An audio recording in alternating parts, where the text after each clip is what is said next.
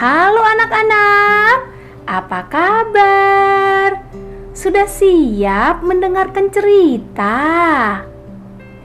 Ini adalah kisah seorang anak bernama Hana. Hana berusia sama dengan kalian.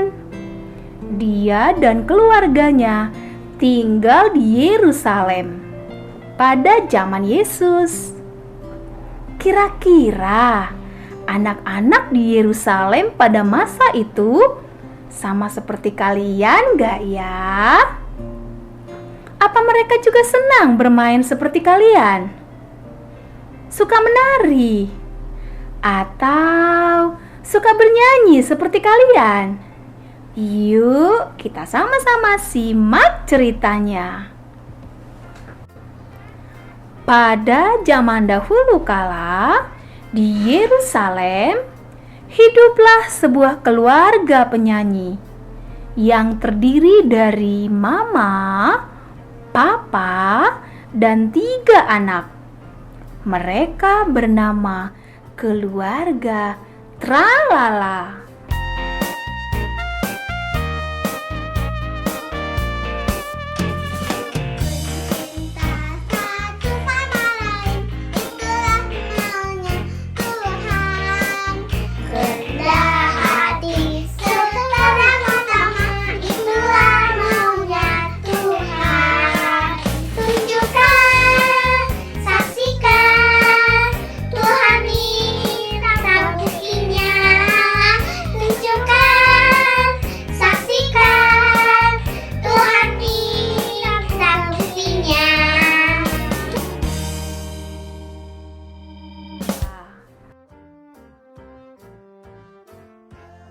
Papa memiliki suara bass yang menggelegar. Halo, aku Papa Ganteng. Ho ho ho. Mama bersuara sopran yang melengking tinggi. Halo, aku Mama Cantik. Hihihi. Si anak sulung mewarisi suara alto yang merdu. Halo, aku Kakak. Ho ho ho ho. Sedangkan anak bungsu memiliki suara tenor yang empuk.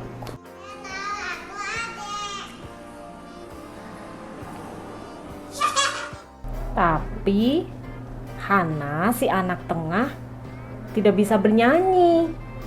Halo, aku Hana.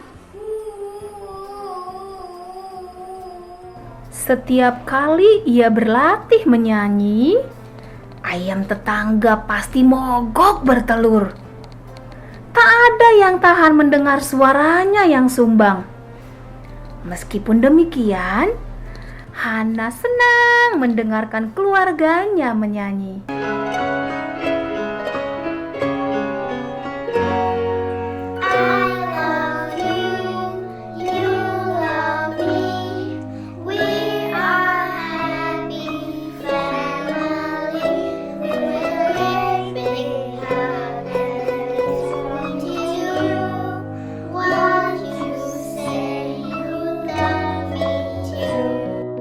Hari itu ada seorang penting yang akan datang ke kota. Katanya ia seorang raja. Ia mengajarkan cinta kasih dan menyembuhkan banyak orang dari penyakit. Keluarga Tralala menyiapkan penyambutan yang meriah beserta penduduk kota lainnya. Akan datang. Siapa? Sang Raja. Kenapa? Abang datang. Siapa yang kenapa? Sang Raja. Sang Raja kenapa? Sang Raja akan datang. Sang Raja akan datang.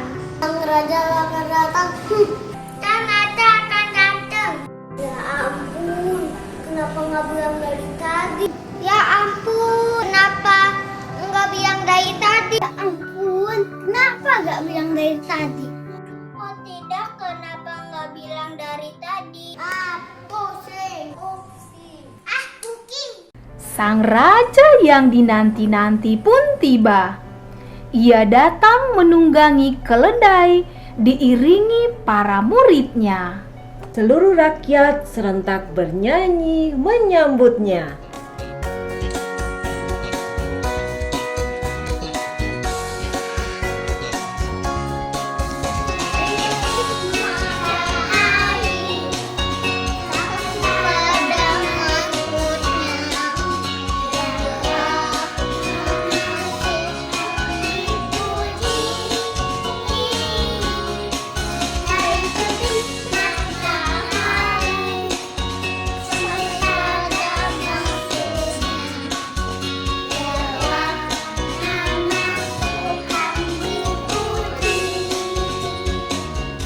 Dari kejauhan, Hana melihat semua orang melambaikan daun dan membentangkan jubahnya untuk sang raja.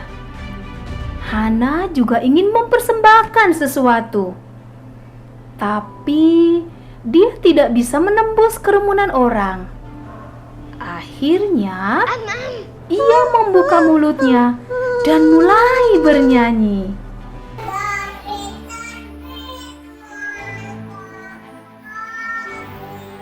Serentak, semua orang berhenti bernyanyi. Mereka semua menatap Hana dengan pandangan kesal. Sang raja pun melihat ke arahnya. Ya ampun. Alamak. Oh my god. Jelek amat.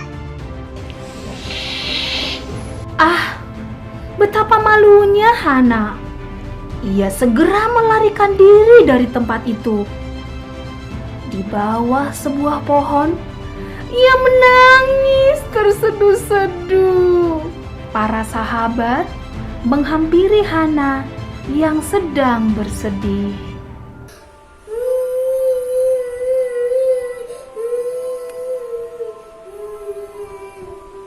Aku gak bisa nyanyi.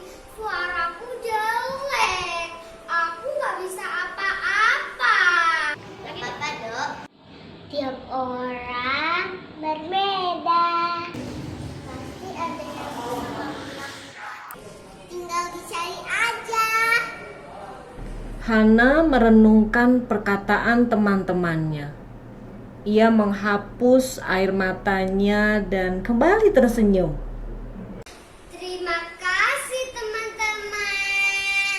Hana terinspirasi oleh nasihat teman-temannya untuk menemukan bakatnya sendiri. Maka keesokan paginya dia bangun dengan bersemangat. Hari itu dia akan keliling kota untuk mencari apa yang paling bisa dilakukannya. Jalan serta Yesus, jalan sertanya setiap hari. Jalan serta Yesus, jalan sertanya selamanya. Pertama-tama, Hana pergi ke tempat para nelayan. Saya adalah nelayan. Jagonya menangkap ikan. Halo, aku Hana. Aku mau coba. Hana belajar menebarkan jala untuk menangkap ikan. Namun, jala yang ditebarnya jatuh ke atasnya dan membelit tubuhnya, sehingga dia jatuh ke laut. Para nelayan menertawakannya. Hana pun pergi ke tukang roti. Pikirnya, tentu pekerjaan membuat roti tidak akan sesulit yang ia bayangkan. Kami tukang roti. Jago bikin roti yang wangi. Halo, aku Hana. Aku mau coba.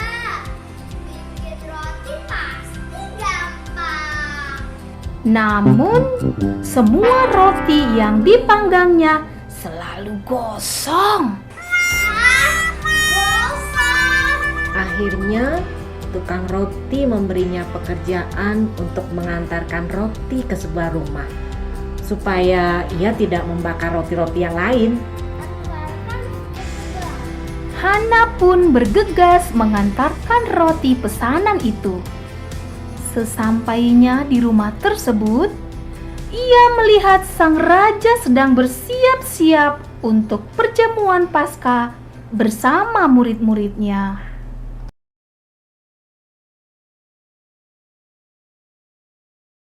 Hana teringat kejadian memalukan kemarin, sehingga ia mengurungkan niatnya untuk bertemu sang raja. Ia pun pergi dengan lesu dan berdiam diri di sebuah taman. Hana heran, kenapa tidak ada satupun pekerjaan yang bisa dilakukannya dengan benar. Aku gak ngerti. Padahal aku udah coba, tapi tetap gak ada yang bisa. Ia menangisi nasibnya yang sial dan usahanya yang sia-sia. Karena lelah, ia pun tertidur.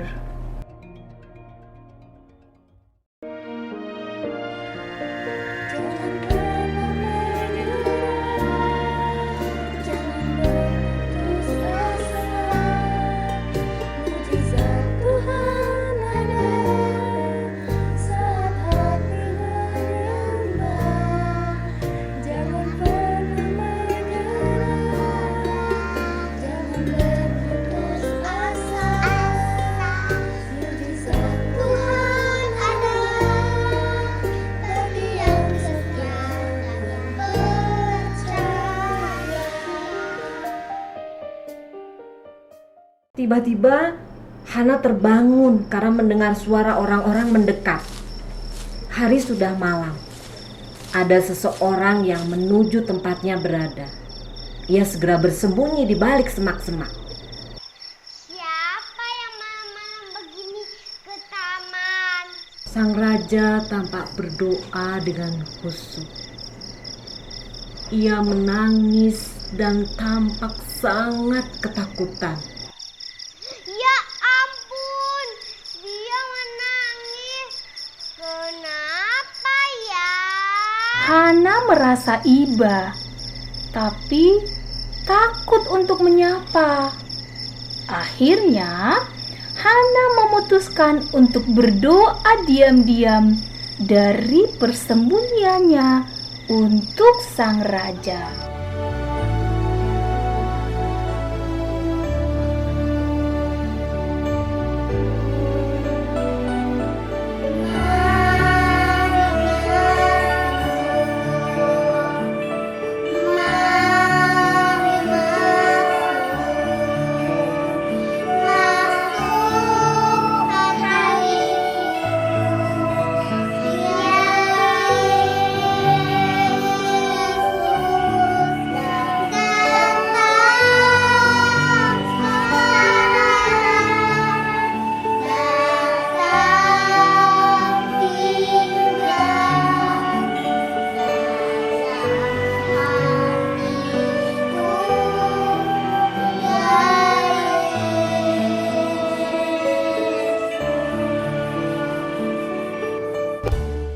Seberkas cahaya yang menyilaukan membuatnya membuka mata. Cahaya itu sangat terang, sehingga tempat itu terlihat bagaikan siang hari. Tiba-tiba seorang menepuk pundaknya. Hana berbalik dan terkejut. Ternyata sang raja yang menyapanya. Ia tampak berkilauan dalam jubah putih. Sang raja tersenyum padanya. Terima kasih sahabat untuk nyanyianmu yang indah. Hana sangat terkejut. Sang raja memanggilnya sahabat dan bahkan memuji nyanyiannya. Hana merasa sangat bahagia. Untuk pertama kalinya, ia merasa dirinya amat berharga.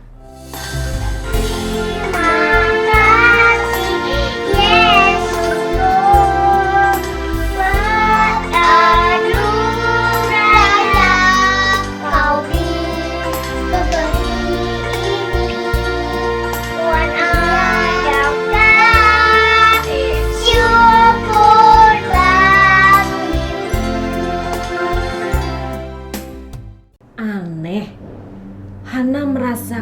kedamaian dan ketenangan yang tidak pernah ia rasakan sebelumnya. Ia merasa Tuhan menghiburnya dan memberinya kekuatan. Tiba-tiba Hana terbangun. Hah?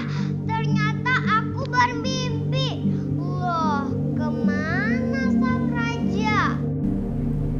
Hana melihat sekeliling. Ia sendirian di situ. Rupanya, sang raja sudah pergi meninggalkan taman. Hana pun bergegas pulang dan bertekad untuk menemui sang raja esok hari. Sepanjang perjalanan, ia merenungkan kejadian yang baru saja dialaminya. Keesokan harinya, Hana dan teman-teman pergi ke rumah tempat ia kemarin melihat sang raja dan murid-muridnya. Tapi tidak ada siapapun di sana. Oh, mungkin mereka sedang pergi.